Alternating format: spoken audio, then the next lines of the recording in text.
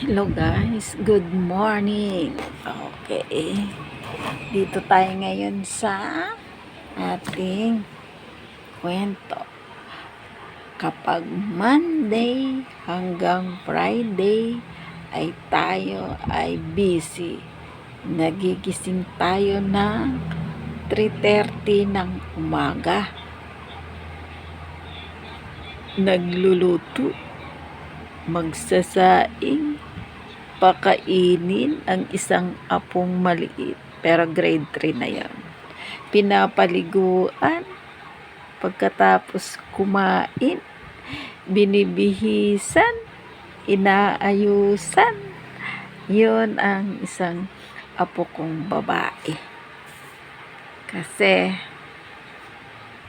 gusto niya, ayusan ko daw siya.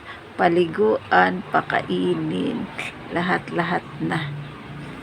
O ngayon, ginagawa natin yon hanggat sa paghatid sa school kasi gusto niya na ihatid. Ayun na. Ganun tayo kabisi. Monday to Friday.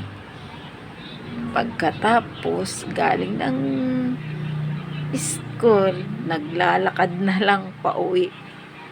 Pagkatapos, pag-uwi sa bahay, ayun, maglalaba ka pa kahit konti. Diba ganun talaga tayo? Kailangan nating magawa-gawa kahit papaano. O di, sige, tayo ay magbababay muna. Sa susunod ulit. Bye. God bless.